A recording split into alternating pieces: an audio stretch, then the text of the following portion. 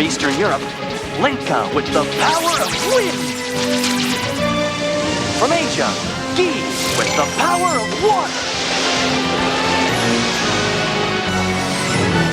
The power is yours! The power is yours. But what if I told you that one of the most beloved environmental cartoons of the 90s, one that literally shaped an entire generation's views on saving the planet, was hiding dark psychological conditioning, censorship wars, and twisted corporate manipulation? I'm talking about Captain Planet, the show that gave 5 teenagers magic rings to fight eco-villains. It wasn't just Saturday morning entertainment. Behind the colorful animation was a show with on-screen deaths, drug addiction storylines, and what some believe was the largest psychological experiment on children in television history. From theories that the Planeteers are dead children trapped in environmental purgatory to Ted Turner's admitted plan to condition kids when adults wouldn't listen, this show is way darker than anyone realized. And trust me, once you've seen the truth behind Captain Planet's development, the celebrity exodus, and the disturbing fan theories that make too much sense, you'll never look at it the same way again. Especially when you find out why so many A-list voice actors mysteriously fled mid-production. What most people don't realize is that this controversial content making it to air was shocking on its own. Before we dive into their mind-bending theories, let's do a deeper refresher, especially for those who never saw this show but are about to have their minds blown. Captain Planet aired from 1990 to 1996 and followed 5 teenagers from different continents who received magic rings from Gaia, the spirit of Earth. Kwame from Africa controlled Earth, Wheeler from North America had fire, Linker from Eastern Europe commanded wind, Gi from Asia wielded water, and Marty from South America possessed heart.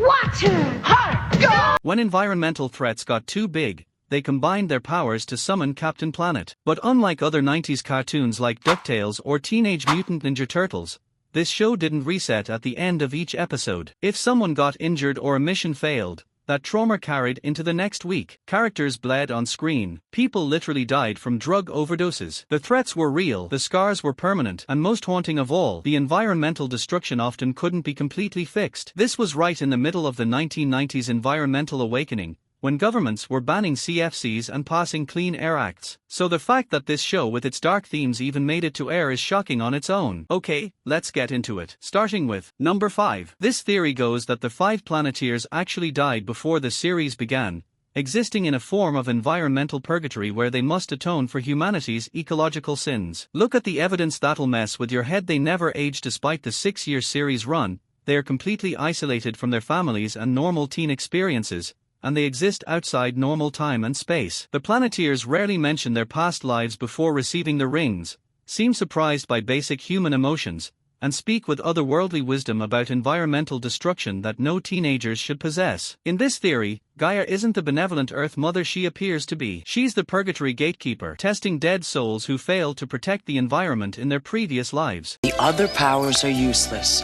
Through you, the others will always be linked, no matter what. Each eco-villain represents manifestations of the environmental sins that actually caused their deaths: pollution poisoning, climate disasters, resource wars. According to some fan interpretations of the show's mythology, each Planeteer represents a different type of environmental death, and their powers are directly connected to how they failed Earth in life. Go rewatch those early episodes and try not to see it this way. The isolation, the endless moral testing, the way they seem detached from normal human concerns, it seriously hits different now. Now, that's number 4 on our list. This wasn't just entertainment. It was what media critics call the largest psychological conditioning experiment on children in television history. Turner himself admitted in multiple interviews that adults weren't listening to environmental warnings, so he decided to go to the kids through what he called educational programming. But behind the scenes, Turner Broadcasting executives were implementing what child psychologists now recognize as learned helplessness conditioning,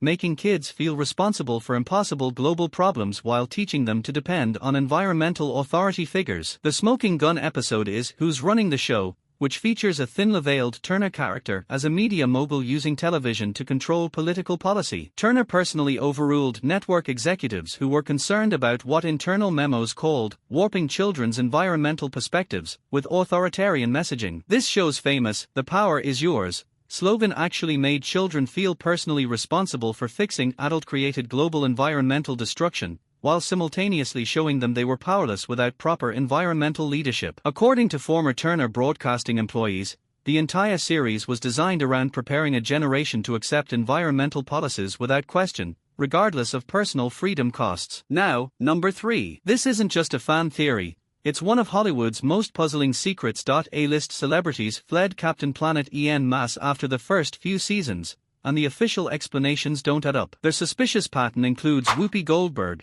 Tom Cruise, Sting, Jeff Goldblum, and Meg Ryan all mysteriously departing after seasons 2 to 3. Tom Cruise was originally chosen by Turner himself to voice Captain Planet, recorded multiple episodes, then mysteriously departed mid-production with no clear explanation. Networks claimed rising costs, but the timeline shows a pattern of discovery, not budget issues. Those who stayed were either lesser-known actors or committed environmental activists already aligned with Turner's political agenda. According to entertainment journalists who covered the production, celebrities discovered that the show was designed as what they called an environmental conditioning tool disguised as children's entertainment. Leaked internal memos showed Turner personally convincing remaining voice actors that sacrificing creative integrity was worth the environmental awakening they were creating in young viewers. There were supposedly even darker episodes and storylines that were written but completely scrapped during the Warner Brothers merger, deemed too psychologically manipulative for public release. Number 2 coming on. You think that's wild? Wait until you hear this. Marty's heart ring wasn't about compassion and empathy. It was explicitly designed as a psychological manipulation device that taught children that emotional coercion was acceptable for environmental causes. What do you think your power is, Mati?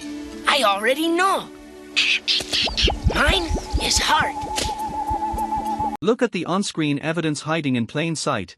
In episodes like The Power of Heart, Marty literally uses his abilities to manipulate people's emotions and behavior, often forcing them to give money or change their actions. This is presented as heroic, not as a violation of free will. According to animation historians, Marty's character was specifically added by Turner Broadcasting executives for these psychological influence storylines. He wasn't in the original show concept. His heart power consistently activates during moral dilemmas, teaching children that emotional manipulation is justified when serving their greater environmental good.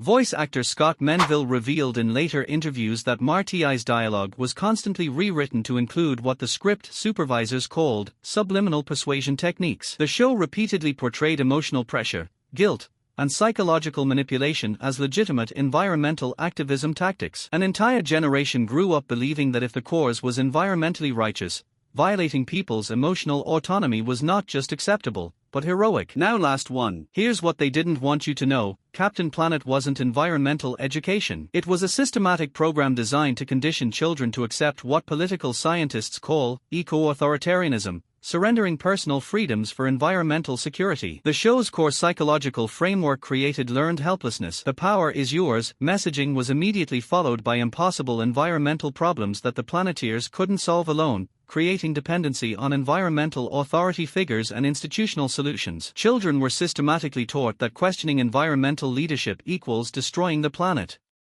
Individual freedom was consistently portrayed as selfish when weighed against collective environmental survival. According to media analysis studies, the show coordinated with EPA educational programs and UN environmental initiatives to create what Turner Foundation documents called an environmentally compliant generation. Captain Planet's blue-skinned appearance wasn't random. It was designed as what semiotics experts call an environmental authority symbol, teaching children that individual human concerns must be subordinated to larger ecological systems represented by non-human leadership. Psychological studies show that Captain Planet viewers are statistically more likely to support environmental policies regardless of economic costs or personal freedom restrictions, exactly as the show's creators intended. They created an entire generation that would surrender personal liberty for environmental security without resistance, using childhood nostalgia and cartoon entertainment as the delivery mechanism. Whether you believe these theories or not, one thing's clear: Captain Planet wasn't just Saturday morning environmental education. It was psychological conditioning disguised as children's television,